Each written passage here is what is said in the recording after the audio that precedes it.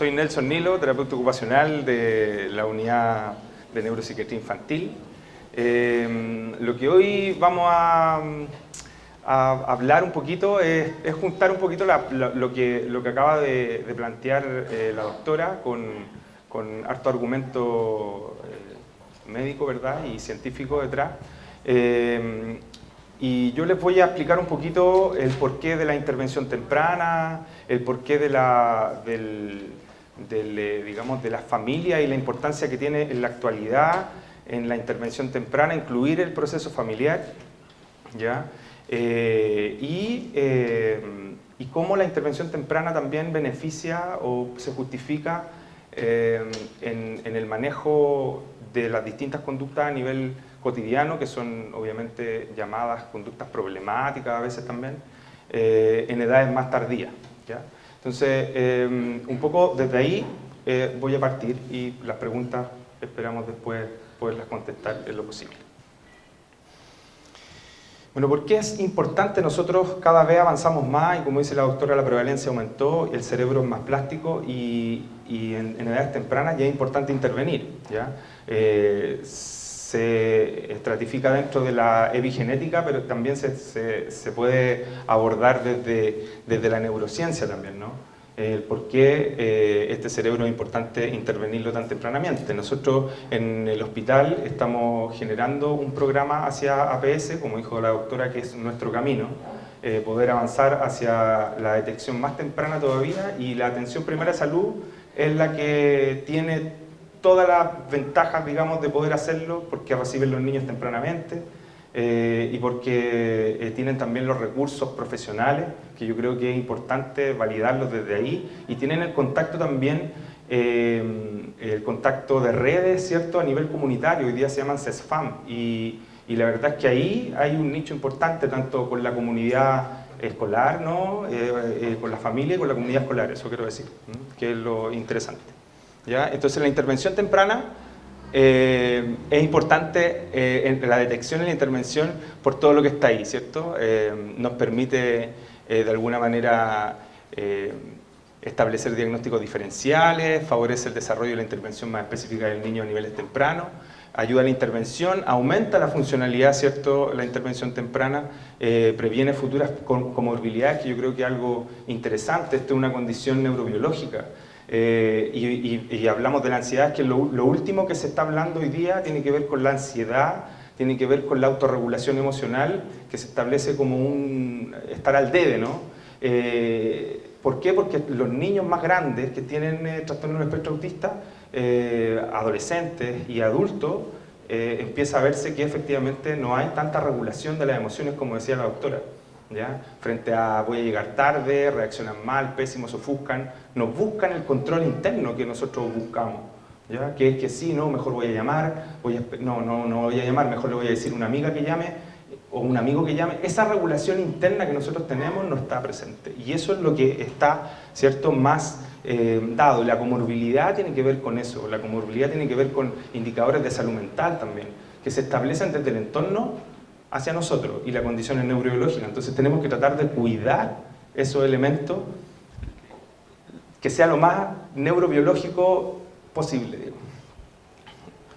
La otra, ¿ya? Entonces, también aquí la NRC, ¿cierto?, ya estableció a partir del 2001 que era importante establecer una intervención temprana e incorporar a las familias dentro del proceso de intervención temprana, ¿ya?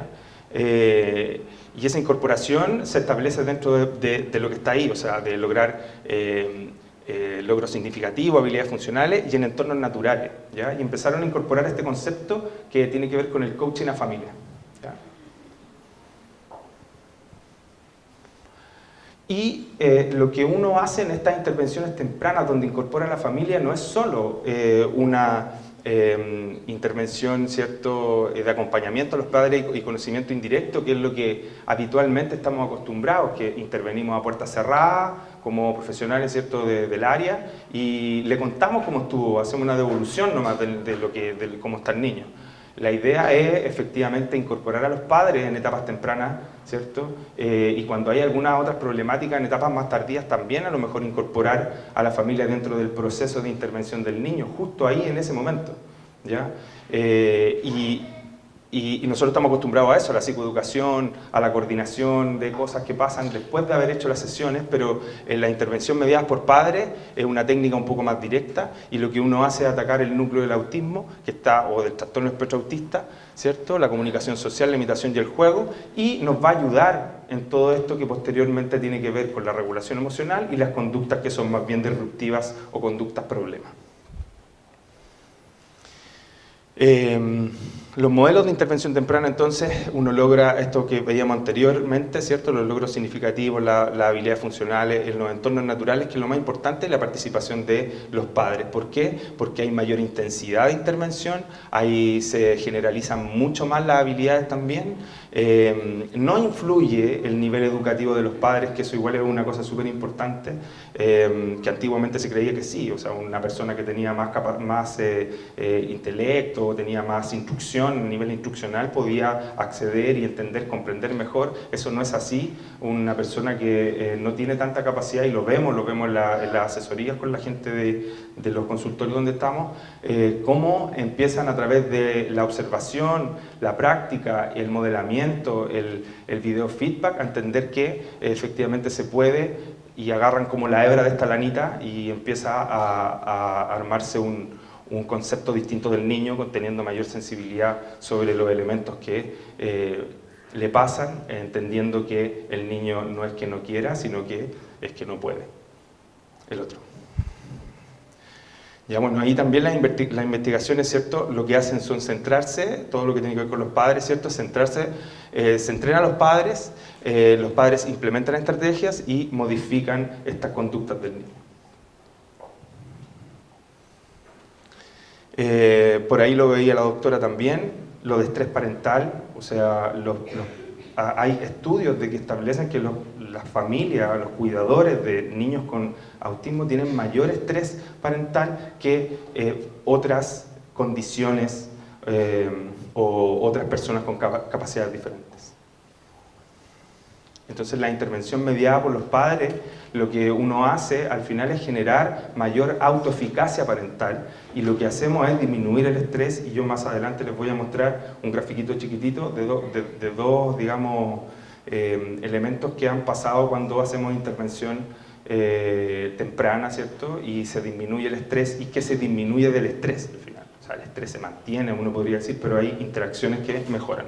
Dentro de lo que debemos considerar antes de intervenir, incorporar a la familia en esta intervención temprana, está el conocer el proceso que hoy día se llama proceso adaptativo, y que tiene que ver con todos esos elementos que están ahí, que antes se establecían de manera lineal, ¿ya? Donde efectivamente, no sé, pues teníamos todo lo que tenía que ver con el enojo, la culpa, el miedo, ¿cierto? Pero todo era como de manera lineal, y después empezaba a salir, y efectivamente después venía la aceptación, el perdón, la paciencia y la esperanza, ¿sí?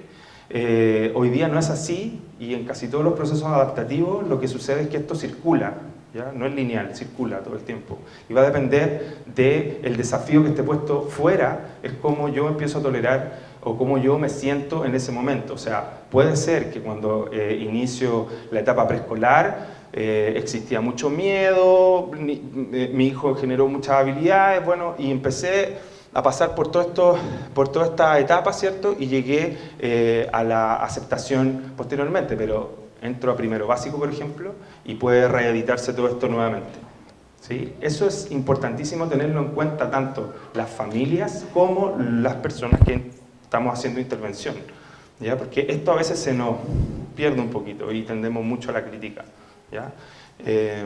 Eso. ¿Ya? Otra cosa que hay que tener en cuenta para poder hacer todas estas intervenciones mediadas por padres e incorporar a los padres dentro de una sesión, está establecido por lo anterior y por esto también. Entender que existen competencias parentales, ¿ya? Y cada uno de las familias y cada uno de los cuidadores, ¿cierto? Ya sea padre, madre o un cuidador, tiene distintas competencias, ¿ya? Y en la medida que uno sabe qué competencias tiene uno, qué competencias tiene el otro, no se pisa y esto se arma en un equipito y podemos funcionar de manera adecuada. O sea, en lo que queremos hacer siempre es utilizar mejor cada una de las competencias parentales que tiene cada uno, asociadas a sus dominios parentales, a cómo fueron criados, pero que generemos mayor interacción con el niño en el eje vincular, que no seamos tan formativos tal vez, porque de repente caemos con los niños en, como hay déficit en la interacción, en solicitarles siempre los colores, los números, y nos ponemos muy formativos también en esa área, y tal vez no nos vinculamos tanto a través de lineamientos de juego, de interpretación de gestos corporales, que es una de las cosas que hoy día hay que fomentar mucho más, y generamos también, lo que queremos en las intervenciones con los padres también es generar o potenciar esa competencia más bien reflexiva y generar desde esa dinámica, desde esa competencia reflexiva, generar autoeficacia parental, que es lo que necesitamos para que disminuya el estrés y, ¿cierto?, se fomente las mayores habilidades de los niños. También es importante establecer con la familia las prioridades y los objetivos. Yo creo que aquí es un tema que uno se tiene que sentar también con la familia que tiene una tonelada de inquietudes por lograr, qué sé yo, que controle esfínter, que una tonelada de cosas que no digamos, se ponga disruptivo en un supermercado, y a veces esas conductas, ¿cierto?, están muy disruptivas y muy altas dentro del desarrollo y dentro de las habilidades que el niño pueda tener para comprender ciertas cosas sociales. Por lo tanto, tengo que ser capaz de poder conversar con la familia, revisar cuáles van a ser las prioridades a la intervención y tienen que estar acorde no solo convenciéndome yo por sí solo y la familia por sí solo, no, que es lo más importante esto, sino que llegar a un acuerdo, ¿ya? Y eso es importante antes de partir interviniendo. Esto lo digo porque, no sé, en el caso mío soy terapeuta ocupacional y a veces, claro, uno puede querer que el niño desarrolle habilidades finas, etcétera, etcétera, pero lo que necesitamos a lo mejor es que el niño tenga mayor cantidad de gestos, por ejemplo. Entonces, tenemos que tener cuidado con cómo establecemos esas prioridades para que estas intervenciones con los padres, aunado todo eso, funcionen. Y bueno, lo que queremos es eso, o sea, que los padres son los que conocen, y lo que se establece es eso, los padres son los que conocen más a su hijo, ¿sí? Y las personas que están dedicadas en el área del autismo, los profesionales que se van capacitando y formando, son los que vamos teniendo esa expertise profesional, y eso obviamente hace el máximo de expertise para los niños que tienen trastorno del espectro de autista y un respeto mutuo, ¿cierto?, y poder de decisión compartido, que es lo interesante, conversado y compartido. Que es importante entender antes de establecer todas estas estrategias que uno aborda con los padres o aborda con el niño, es importante entender que hay ciertos elementos transversales dentro del trastorno del espectro autista que no podemos perder de vista y que no tiene que ver necesariamente con el trabajo de la motricidad fina, a lo mejor. Tiene que ver con áreas de comunicación, interacción social y algunos elementos que están ligados dentro del comportamiento como objetivos transversales. Eso no lo podemos perder. Y dentro de eso mismo, ¿cierto?, se ha estudiado, han estudiado varios modelos también, y modelos actuales combinados, que se muestra, ¿cierto?, una dificultad en el circuito de la recompensa social. Entonces hay que tener en cuenta, antes de intervenir con un niño, antes de brindar apoyo a un niño con trastorno del espectro autista, que existe carencia en la orientación social, ausencia de importancia en la recompensa social y falta de oportunidades tal vez de aprendizaje, y se une un poco lo que decía la doctora en el no poder más que en el no querer. Dificultades un poquito más específicas. Existen transversalmente dificultades en el interés, iniciativa y preferencias sociales, tanto bajo interés o excesivo interés por algún área. Ambos dos polos pueden ser muy problemáticos también. Mucha dificultad con la imitación, obviamente con la atención compartida, atención conjunta, con la comunicación verbal y con la comunicación no verbal y con el desarrollo de juego, ¿ya? Entonces, cada una de estas áreas son las que arman el piso para el funcionamiento de las personas en los distintos estadios y hábitos en general, o actividades de la vida diaria, cotidiana, actividades de la vida diaria más bien instrumentales, y las ocupaciones en general. Entonces, a veces hay una exigencia en un niño puesta por sobre las habilidades que tiene, pero por habilidades que son previas y que están relacionadas con componentes a veces comprensivos gestuales, por ejemplo. Y en eso es donde tenemos que tratar de trabajar, en la interpretación de cada uno de esos elementos que son previos a las áreas precognitivas verbales y son previos a entender que a lo mejor el niño tiene que poner un color por sobre otro color, asociar, aparear, hacer orden secuencial numérico, etc. ¿Sí? Entonces, desde ahí, uno recién ahí, con todo esto que acabo de decir, estos objetivos que son más bien transversales dentro del área de la comunicación, interacción y los ejes de comportamiento, es cuando yo puedo buscar, elegir, tener en cuenta algún modelo, y cada modelo obviamente también tiene sus propias estrategias internas, pero se deben montar ahí. Yo soy terapeuta de integración sensorial y busco, obviamente, modulación o procesamiento sensorial, va a depender del caso, pero siempre con el eje transversal de buscar una respuesta adaptativa que está dentro de integración sensorial, pero en esas áreas grandes que tienen que ver con la comunicación, con la interacción social o con que se ajuste dentro del área de comportamiento. Siguiente. Es importante tener en cuenta que hacemos intervención temprana, pero esto tiene una condición neurobiológica y un desarrollo evolutivo. ¿Sí? Entonces, ese desarrollo evolutivo es el que tenemos que tener en cuenta para poder también diagnosticar a algún niño. No puede ser que diagnostiquemos por el aquí y el ahora del niño si no tenemos antecedentes sobre si se engancha o no se engancha con el desarrollo evolutivo dentro de su vida, ¿no? Y entender que los marcadores, las cosas más ligadas al comportamiento, a las estereotipias, a las rigideces, se establecen entre los 4 y los 5 años, ¿ya? Como proceso normal de evolución de todo lo que va sucediendo. ¿Qué es lo que hacemos en la intervención temprana? Es tener herramientas para poder controlar eso y manejarlo de mejor manera, ¿sí? Tener conocimiento de que eso va a venir y que de alguna manera hay que, como decía la doctora, a lo mejor establecer algún refuerzo diferencial, se llama, cuando uno ignora algunas conductas y se establece el desvanecimiento de eso, ¿ya? A veces prestamos mucha atención a eso y lo que hacemos es reforzarlas positivamente. Y en eso tenemos que mirar. Una conducta parte siendo siempre comunicativa en un niño con TEA. Siempre es comunicación lo que está ahí.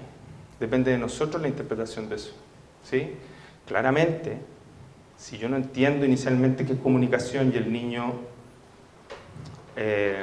comprende que eso es muy malo, que moverse es muy malo, eso se va a reforzar y después ya se establece o en conductas ritualistas, que son problemáticas también, o se establece muy marcadamente en situaciones ritualistas, movimientos estereotipados, movimientos o estereotipas verbales también, que son más complejas aún. Yo aquí les voy a mostrar un poquito esto que les comentaba, que tenía que ver con el estrés parental, que viene asociado al trabajo con familias, que viene asociado a lo que vamos haciendo en cada uno de los consultorios, ¿cierto?, de APS que hemos podido contactar y hemos podido aprender también de ellos mucho, y cómo ellos también desarrollan habilidades dentro del formato de la atención temprana.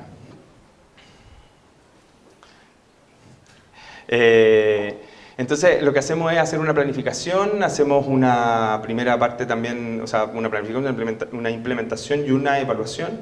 Y lo que se hace en este programa, ¿cierto?, de riesgo, ¿cierto?, de riesgo de tener trastorno de espectro autista, o más bien en el área de la comunicación, ¿cierto?, y del desarrollo social, si uno quiere, es implementar este programa, y en la fase de implementación va una fase de capacitación, una fase de preparación a la intervención y una fase de intervención que lleva asesorías intermedias constantes cada 15 días que nos permiten chequear cómo va la intervención con los chicos que están dentro del programa de atención temprana. ¿Sí? Entonces ahí está un poco lo que les comentabas. Hemos visto 5 niños más o menos, ¿cierto?, por consultorio, y con una sesión, la idea es que tengan a la semana más una sesión de visita a la casa, donde se hace en ambos trabajos de coaching parental, que es un poco lo que les estaba hablando anteriormente.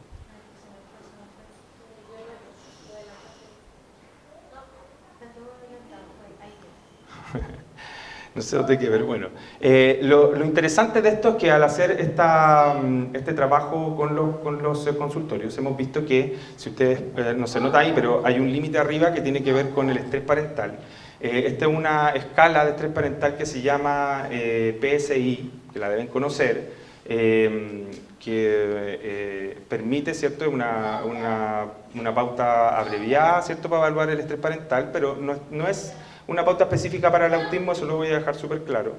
Pero sí podemos ver y dividir, se dividen las preguntas, esta encuesta, ¿cierto?, en estrés parental, una cantidad de preguntas, ahí la interacción del niño con otra cantidad, la interacción que tiene el adulto con el niño en otra cantidad de preguntas, y si lo ve al niño complejo o no desde la conducta también. ¿Ya? Entonces uno ve que en esa área está siempre todo muy arriba, muy pegado a la línea del estrés. Arriba de la línea roja no se ve muy bien, ¿sí? Siguiente. Eso es... Ah, no, pero eso es... faltó una. Atrás. Ahí. Entonces eso es previo a la intervención, ¿ya? Donde uno ve que lo que más baja, pues ya vieron la vez anterior, es la interacción con el niño, porque uno empieza a tener más sensibilidad frente a esos comportamientos que el niño tiene, por lo tanto empiezo a saber cómo vincularme con el niño, ¿sí? Y en la medida que me empiezo a vincular, mejora mi calidad de relación, mi ritmo en la relación, mejora la interpretación sensible, ¿cierto?, de mi hijo frente a esas conductas. Entonces digo, esto es más bien comunicativo lo que quiere decir, y me quiere expresar que a lo mejor está muy cansado en este lugar y lo que quiere hacer es salir, por ejemplo, ¿sí? O lo que quiere jugar, o lo que quiere tener hambre, por ejemplo, ¿sí? Entonces eso mejora, y obviamente al niño ya lo empiezo a ver menos difícil. Entonces, desde ese gráfico que van a ver ahí, ¿cierto?, visualmente, pasamos a ese gráfico donde disminuye notablemente dentro de la escala cualitativamente cosas. Y el estrés baja, pero efectivamente es una familia que sigue estresada también. El estrés se maneja mejor si uno quiere ponerse en esa misma línea, y se une mucho a este proceso adaptativo. Pero cualitativamente es un impacto alto. Y eso es lo que hemos hecho con este programa, ¿cierto?, que nace en secundario, en atención secundaria, y se baja hacia el nivel de atención primaria, hacia los consultorios, ¿ya? Bueno, ¿y qué consideraciones son importantes, así muy rapidito, tener en cuenta a propósito de los padres, a propósito de los ejes y los núcleos, ¿cierto?, para establecer objetivos dentro del TEA? También vamos a ver un poco algunas estrategias. Bueno, tener en cuenta eso, la interacción gestual es importante. Uno a veces pierde esa dinámica de yo apoyarme con el gesto para decirle algo al niño y solo le hablo, ¿sí? O solo le hablo, que según los niveles de apoyo, solo le hablo, que sería el máximo, ¿cierto? O le hablo y si no voy y me paso todos los otros ejes de apoyo y voy y le hago guianza, apoyo, digamos, físico, guianza manual, etcétera, para alguna cosa, y los intermedios me los salto. Entonces es importante apoyar lo verbal con lo gestual, mostrarle al hijo que eso está ahí, digamos. También es importante programar actividades que tengan también intercalación de cosas, intercalar actividades que son más tranquilas con actividades de movimiento. Eso es de vital importancia tanto en el aula como en casa, porque un niño me puede estar diciendo, de nuevo, desde lo no verbal, desde lo gestual, que se quiere mover. Y lo que hacemos, y lo que nos empieza a pasar en la educación a veces también, es a dejarlos más tiempo sentados, ¿ya? Entonces, ahí hay que ir adaptando algunos elementos, bajar el nivel de exigencia y ajustar desafíos en el aprendizaje. O sea, si yo me doy cuenta que no sabe, no le puedo exigir. Si usted no sabe leer una partitura, o no sabe armar una partitura, yo no se le puedo pedir para mañana una partitura, porque se va a sentir ultra exigido, por lo tanto ultra estresado, y si está entre una familia, se va a sentir el niño estresado, la familia estresada, para no saber cómo. Entonces lo que tengo que hacer primero es enseñarte. Si yo te enseño cómo hacer la partitura, cuánto vale la corchea, cuánto vale la negra, lo más probable es que tú puedas replicar más o menos eso, y tu estrés va a ser menor y el resultado va a ser mejor. ¿Ya? Trabajar desde lo concreto a lo abstracto siempre, y fomentar interacción y desarrollo social. Estar siempre fomentando esa interacción y desarrollo social es importante por toda esta recompensa social. O sea, mostrar que hay más cosas también en los niños, porque siempre se habla en todos los papers y todo, abrir la gama de intereses, abrir la gama de intereses, y eso está relacionado con hacer que el niño se interese y mostrarle más cosas, mostrarle que hay más cosas. Tal vez no se va a interesar inmediatamente, pero él debe saber que hay más cosas. Si no, generó pseudo autonomía de cosas también. Bueno, importante también considerar esto de aquí, el nivel de desarrollo del niño, lo dijo la doctora. ¿Qué marcadores son los que están alterados dentro de comunicación? ¿Cuáles son los marcadores que están dentro de interacción? Saber el nivel de severidad que eso implica y generar el nivel de apoyo justo para eso. ¿Sí? ¿Para qué? Para poder unirlo al nivel de autonomía, que también es un proceso. Estamos constantemente con todos nuestros niños, en todo el área educacional, en la familia, en todos lados, que tiene que ser autónomo, que tiene que ser autónomo, que tiene que ser autónomo. Y mezclamos a veces. Hay un proceso entre la independencia, la autonomía y la autodeterminación. Y a veces eso lo ponemos en un puro foco, y a veces yo le estoy exigiendo autodeterminación, y eso es de la adolescencia, por ejemplo. ¿Sí? Si te das cuenta que dejaste todos los juguetes tirados, ¿cómo es posible? Niño de 5 años. No va, es más bien autodeterminación. ¿Sí? Tengo que mostrarle compartidamente todavía esa edad que guardar, y guardar también está relacionado con otras habilidades que los niños no entienden desde lo precognitivo, desde lo verbal, desde lo gestual, desde entender que eso puede estar guardado y se puede volver a ocupar, porque el niño por eso no guarda a veces. ¿Ya? Entender ese proceso de independencia, autonomía y autodeterminación hace que sí podamos generar estrategias puntuales y específicas en el aula y en la casa. Siguiente. Considerar esto también, creo que es vital. Le hablaba anteriormente, se puede pasar uno de lo verbal, llamarlo, oye, qué sé yo, ven para acá.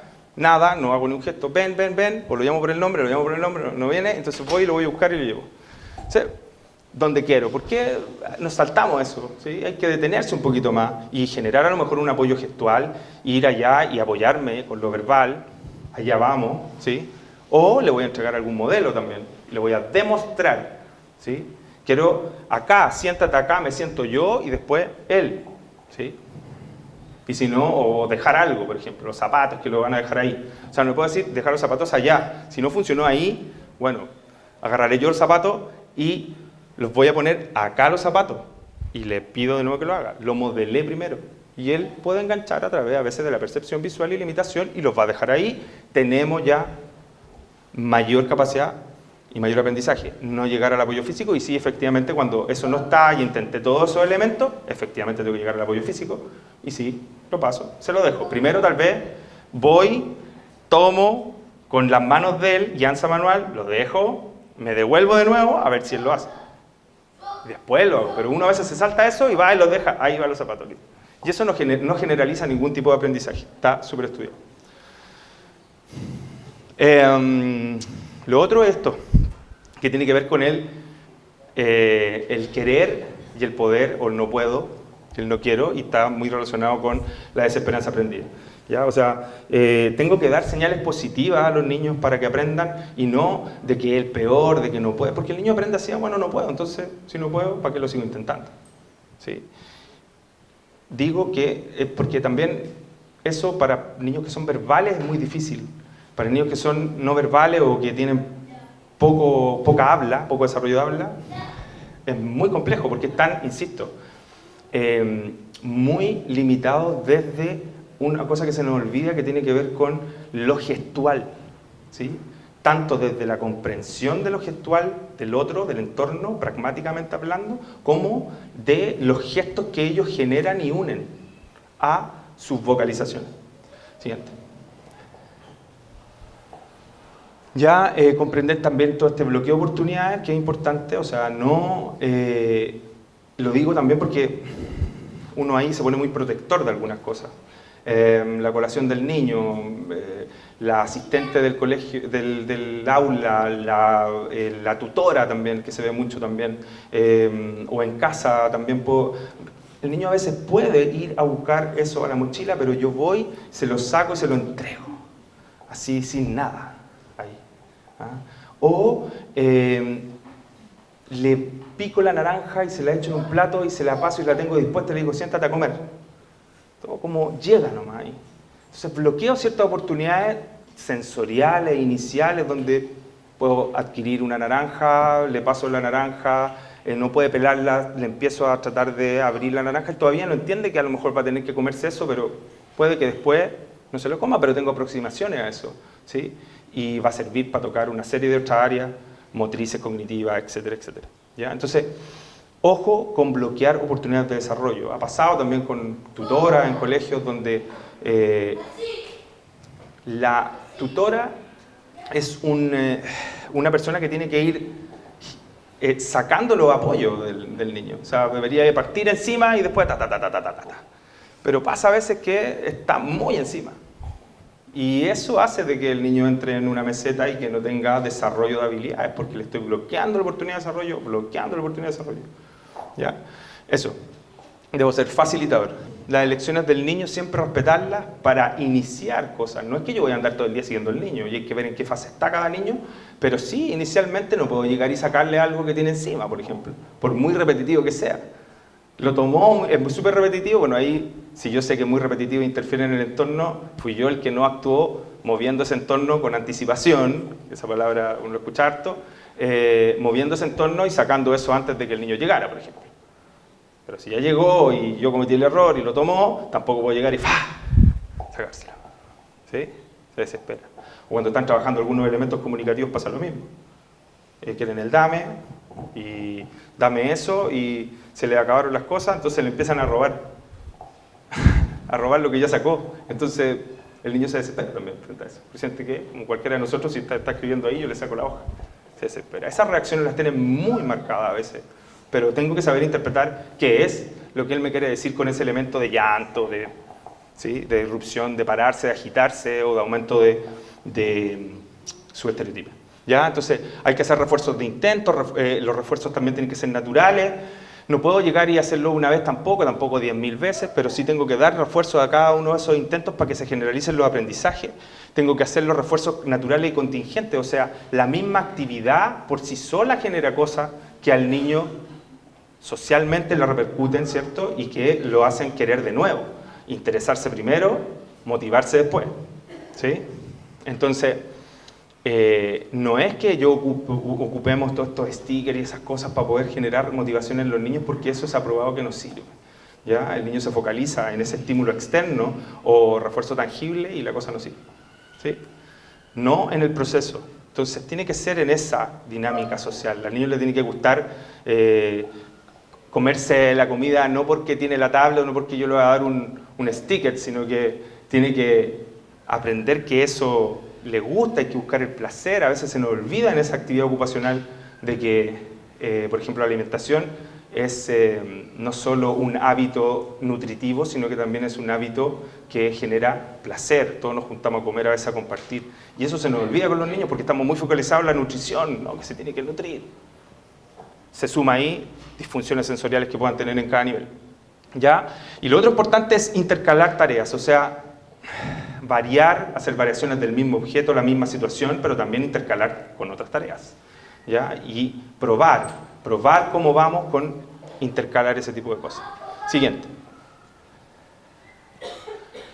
¿Ya? Y siempre potenciar lo que decía anteriormente, la comunicación verbal, la comunicación no verbal, la expresión de emociones y el autoconcepto positivo. ¿Ya? Y en ese sentido hablamos de potenciar desde muy pequeños desde muy pequeños la regulación emocional, ¿sí? Por eso es importante hacer buena interpretación de los gestos del niño. Si no, el niño nunca va a entender que ese gesto sirve para algo, o que eso es por algo, ¿sí? Y voy a poner yo verbalmente palabras sobre eso que está pasando. Me da la sensación que no es que quieras, no es que te aburriste si un niño habla, ¿sí? Sino que me da la sensación de que tú querías jugar a ese otro juego. Entonces pídeme ese juego. Si el niño tiene habla. Si no, también tengo que tratar de interpretarlo. Si no tiene habla, eso debe ser, que a lo mejor él quiere salir. Entonces, ok, parece que quiero salir. Y en primera persona le digo, porque obviamente todos los profesionales que están acá saben que en primera persona hay que hablarle al niño para que avancemos hacia el desarrollo del habla, ¿cierto? Y de la comunicación lingüística expresiva como corresponde. La gente especialista en el área puede hablar mucho más que yo de eso. Pero eso es súper vital. Bueno, aquí yo dejo un par de reflexiones y algunos cuestionamientos. La importancia de la participación de los padres o cuidadores en los apoyos que se necesitan. Intervención temprana entrega herramientas para manejar conductas. Intervención temprana disminuye la aparición de conductas problemáticas. ¿Es importante saber el diagnóstico tempranamente? ¿Cómo estamos explicando a los padres y cuidadores el diagnóstico? ¿Trabajamos sobre objetivos transversales del trastorno espectro autista para generar intensidad en edades tempranas? ¿Establecemos mucha crítica de las familias y generamos poca apertura de las estrategias que utilizamos, por ejemplo, como profesionales? ¿Cómo estamos progresando hacia el diseño universal de aprendizaje? Son una de las preguntas que constantemente yo creo que todos tenemos que hacernos.